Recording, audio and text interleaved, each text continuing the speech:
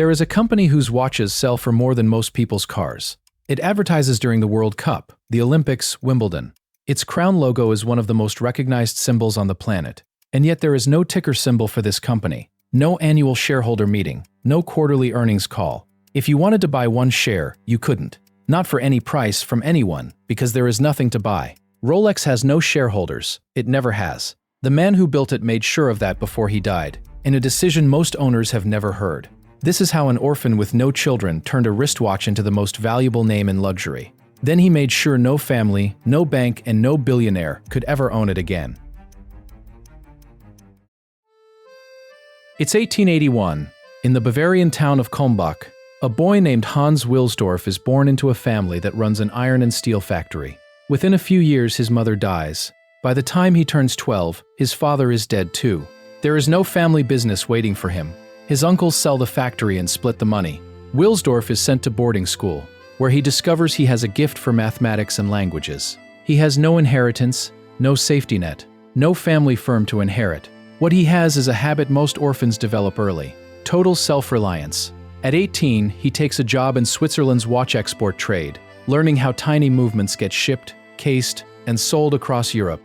He is not a watchmaker. He has never built a movement in his life. But he understands something the actual watchmakers around him do not: how to sell precision as a story people want to believe. In 1900, he moves to London, chasing the largest watch market in the world. He is 19 years old, with no capital, no title, and no family name behind him. Everything that follows, he builds from scratch. In 1996, NVIDIA had 6 months of cash left and a chip architecture that was already obsolete. A watch worn on the wrist is considered a novelty for women. Too fragile, too exposed, not a real instrument. Wilsdorf disagrees. He starts a company with his brother-in-law. Together they import the smallest, most precise movements Switzerland can produce, and case them for the wrist instead of the pocket. Jewelers laugh at him. Nobody believes a serious man will strap his watch to his arm like jewelry, but Wilsdorf keeps betting on it, batch after batch, year after year. In 1908, he registers a new name for the brand, Rolex.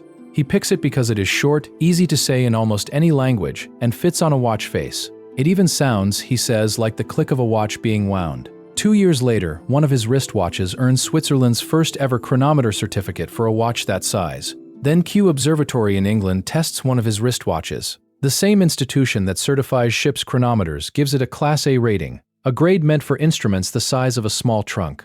The novelty for women has just outperformed instruments built for ocean navigation. For 20 years, the biggest complaint about any wristwatch is the same. Dust gets in, sweat gets in, a light rain gets in. The tiny gears that make a watch precise are also what make it fragile. Expose them to moisture and the whole mechanism seizes within days. Wilsdorf's own customers return watches constantly, ruined by nothing more dramatic than an ordinary rainstorm or a day at the beach. He becomes obsessed with a single engineering problem. How do you seal a case completely yet still leave room to wind it and set the time? In 1926, his engineers solve it.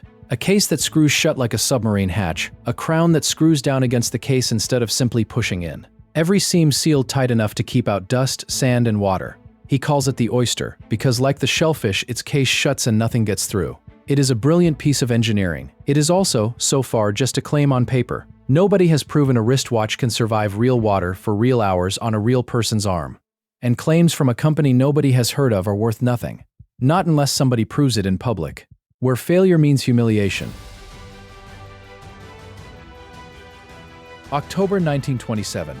Mercedes Gleitze wades into the cold water off Dover. She's about to attempt something almost no one has done: swim the English Channel. Around her neck, on a ribbon, hangs one of Wilsdorf's new Oyster watches. For over 10 hours she fights the current, the cold, and her own exhaustion. Waves crash over her. Seawater floods everywhere except, according to Wilsdorf's claim, inside that one sealed case. She comes ashore in France, half frozen, barely able to stand. The watch around her neck is still ticking, keeping perfect time. Wilsdorf doesn't wait for reporters to notice. He buys a full-page advertisement in the Daily Mail, one of the biggest newspapers in Britain. He tells the whole country exactly what just happened. Not an engineer's claim on paper anymore. A watch survived 10 hours underwater on a human being in front of the world's press. Orders start coming in from jewelers who laughed at him 2 years earlier. The wristwatch nobody trusted has just outswum the English Channel. And Wilsdorf has discovered something more valuable than any single watch. Proof, staged in public, sells faster than any advertisement ever could. The channel swim teaches Wilsdorf a lesson he never forgets. He stops telling customers his watches are reliable. Instead, he puts them on the wrists of people doing things that could kill them. Then he lets the results speak. Pilots crossing oceans wear his watches in open cockpits. Explorers wear them at the poles, in deserts, on cliff faces. In 1953, a New Zealand beekeeper named Edmund Hillary reaches the summit of Mount Everest. It's the highest point on the planet, and he's wearing one of Wilsdorf's watches on his wrist. Rolex names a new model after the achievement, the Explorer. 7 years later, a Swiss engineer named Jacques Piccard pilots a submersible nearly 7 miles down. He's headed for the deepest point in any ocean on Earth, the Mariana Trench. Bolted to the outside of his vessel rides an experimental Rolex watch. It's exposed to crushing pressure that would flatten a human body instantly. When the submersible resurfaces, hours later, the watch is still running, undamaged, keeping perfect time. No advertisement could say what that moment says. A watch just survived the deepest, most hostile place humans have ever traveled. Wilsdorf never has to claim his watches are the best in the world. He just keeps finding people willing to test that claim in places where a lie would kill them. By the 1940s, Wilsdorf is one of the most successful watchmakers alive. He is also, by then, mostly alone. His wife Florence, who had stood beside him since the earliest years in London, dies in 1944. They never had children. There is no son waiting to inherit the company, no daughter to hand the ledgers to, no family name to carry the crown logo into the next generation. Wilsdorf is in his 60s, his health is failing, and the question every founder eventually has to answer arrives at his desk. There is nowhere left to hide from it. What happens to Rolex when Wilsdorf is gone? The obvious answers are the ones every wealthy man without an heir eventually considers. Sell the company to a rival, take it public, and let strangers with capital fight over the shares. Or let it be split among relatives who never built it. Then watch it get carved apart by people who don't understand what it took to make.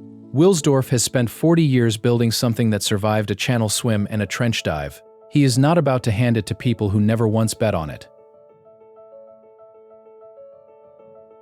Wilsdorf chooses none of the obvious answers. Instead, he does something almost no industrialist before him has attempted. He creates a private foundation, names it after himself, and transfers ownership of the entire company into it.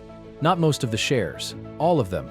The Hans Wilsdorf Foundation becomes the sole owner of Rolex. Not a person, not a family, not a board of outside investors. It's a charitable trust with a single purpose written into its charter. The company can never be sold, never taken public, never inherited by any individual ever again. There is no stock to buy because the foundation cannot sell its shares. There is no hostile takeover to fear because there is no owner left to pressure into selling. In 1960, Wilsdorf dies, and for the first time in the company's history, the question of who owns Rolex has a permanent answer. That answer will never change again. Every watch sold from that day forward funds an institution, not an individual. Every dollar of profit belongs, legally, to a foundation. Its only shareholder is a piece of paper Wilsdorf signed before he died. It is one of the strangest ownership structures any major company on Earth has ever adopted. And it is the real reason Rolex still exists exactly as Wilsdorf built it, 60 years after his death. Today, more than 60 years after Wilsdorf's death, that foundation still owns Rolex completely. It also owns Tudor, Rolex's sister brand, through a separate holding company. Nobody outside a small circle in Geneva knows exactly how much money Rolex makes. There is no annual report, no investor call, no legal requirement to publish a single number. Analysts who study the Swiss watch industry estimate Rolex sells more than 1 million watches a year. They estimate it pulls in over $10 billion in annual revenue. But those are estimates, built from supply chains and retailer interviews. They are not confirmed figures, because Rolex has never once been required to confirm them. Compare that to its biggest rivals. Cartier and other major houses sit inside LVMH, a publicly traded conglomerate. It reports earnings 4 times a year to shareholders across the globe. Richemont, which owns brands like Cartier and Piaget, trades on the Swiss stock exchange. It answers to pension funds and index investors. Every one of those companies has to explain itself to Wall Street, to Zurich. It has to explain itself to anyone holding a share. Rolex has to explain itself to no one. Its only shareholder is a foundation that Wilsdorf built specifically. He built it so nobody could ever ask it a question it didn't want to answer. Every public company answers to the same clock: the next quarterly earnings call. Investors want growth this quarter, not growth over the next 20 years. That pressure has swallowed entire watch brands, storied names bought out and merged. They get folded into giant groups like Swatch, Richemont, and LVMH. Each one now manages dozens of brands for shareholders. Mostly, those shareholders care about the total number at the bottom of the page. Rolex has no such clock ticking over it. There is no earnings call to survive, no activist investor threatening to replace the board if growth slows, no pressure to cut costs by moving production somewhere cheaper. The foundation that owns Rolex has exactly one job: keep the company running the way Wilsdorf intended, indefinitely. That freedom shows up in decisions no publicly traded rival could easily make. Rolex can spend a decade developing a single new movement. It doesn't have to rush a version out for next year's catalog. It can keep almost its entire manufacturing inside Switzerland, at Swiss labor costs. Moving production abroad would slash expenses overnight. It can simply refuse to grow as fast as demand would allow. No shareholder is waiting on the other end of that decision, wondering why the stock didn't move. Here is what almost no other company with this kind of demand would do. Rolex could make more watches. It has the factories, the workforce, the raw materials, and a waiting global market desperate to buy. Instead, production stays capped year after year. It sits at a level analysts believe is far below what buyers actually want. Roughly 1 million watches leave Rolex's factories annually. Estimates of unmet demand run several times higher than that. For a normal company, that gap is a problem to solve. It's a signal to build more factories and hire more workers. For Rolex, the gap is the strategy. Scarcity is not a side effect of the foundation's patience. It is a deliberate choice, one that would be almost impossible to sustain. Not if a shareholder somewhere were demanding maximum output every single quarter. A flooded market makes any luxury item feel ordinary. Overproduce a watch, and eventually it shows up on every wrist at every dinner party. The mystique disappears along with the scarcity. Rolex's own retailers will tell you the truth in private. They receive a fraction of what they could actually sell. The company that answers to no shareholder has decided something simple. Selling every watch it possibly could would be the fastest way to become forgettable. Walk into an authorized Rolex dealer today and ask to buy a steel Daytona off the shelf. You can't. There isn't one on the shelf. In cities from New York to Tokyo, the most popular models don't sit in display cases anymore. They sit on waiting lists that can run for years. Some buyers spend years building a relationship with a single dealer. They buy smaller watches first and show up regularly, hoping to eventually earn the right to purchase the one they actually want. Meanwhile, a massive secondary market has grown up around that scarcity. Watches that sell for $10,000 at retail resell for double, sometimes triple. That happens on gray markets and auction sites, often within days of walking out the door. In 2022, Rolex finally tried to bring some of that secondary market inside its own walls. It launched a certified pre-owned program through its authorized dealers. Then, in 2023, it went further than it ever had in over a century. Rolex bought Bucherer, a major Swiss retail chain with roughly 100 boutiques worldwide. It was the company's first direct move into retail.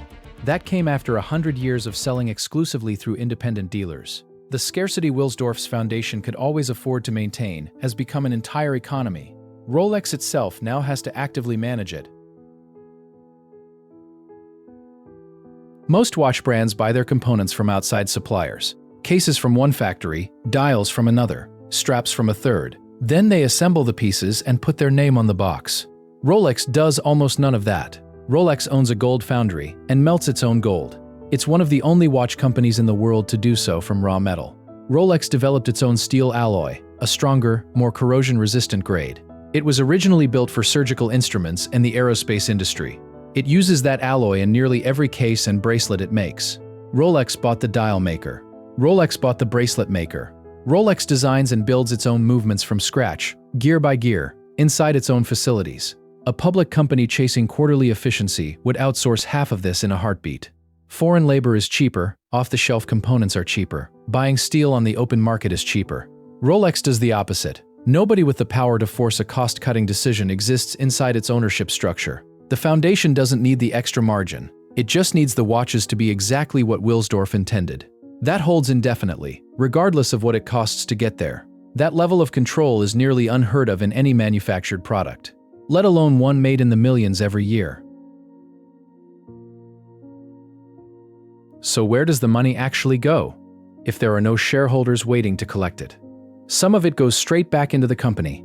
New factories, new research, the vertical integration described a moment ago. The rest flows through the foundation's original charitable mission. Wilsdorf's charter set aside company profits to fund a vocational school in Geneva. It trains apprentice watchmakers who might otherwise never afford the education. It also funds housing for elderly and low-income residents. That's in the same city where Wilsdorf built his fortune. More recently, Rolex has poured money into something with no obvious connection to watchmaking at all: ocean and mountain science. Its Perpetual Planet initiative funds expeditions and researchers studying coral reefs, glaciers, and the deep ocean.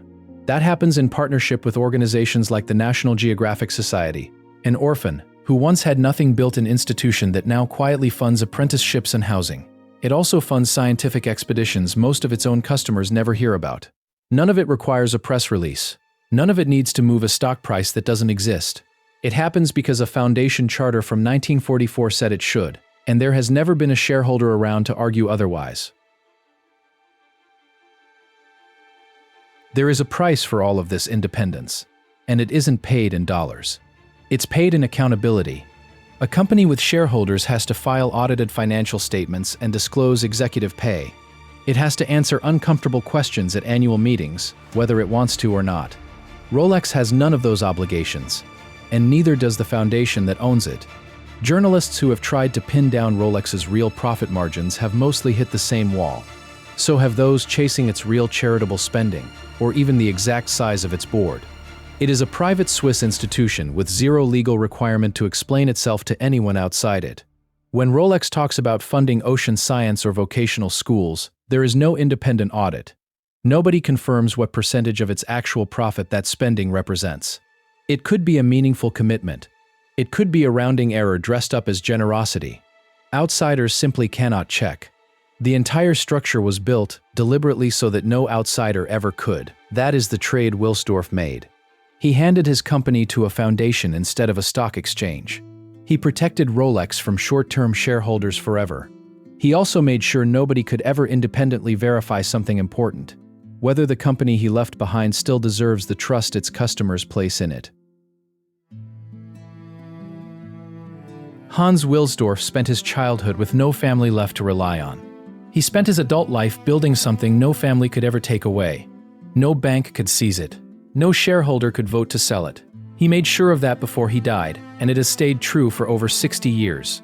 Every other iconic brand on Earth has changed hands, bought, merged, taken public, fought over in boardrooms after the founder was gone. Rolex just keeps building the same watches, at the same deliberate pace. It's funded by a foundation with no reason to ever change course. The orphan who once had nothing built, the one company that will never belong to anyone. Maybe that makes Rolex the most principled institution in luxury. Maybe it just makes it the hardest one to ever hold accountable. Its own structure was built to make that question impossible to answer. If a company can be built to outlive its founder completely, the real question is what else could be built to last that long, and who would trust it enough to hand over the keys? If a story like this one changes how you look at the things you own, subscribe. There's a lot more behind the objects we take for granted.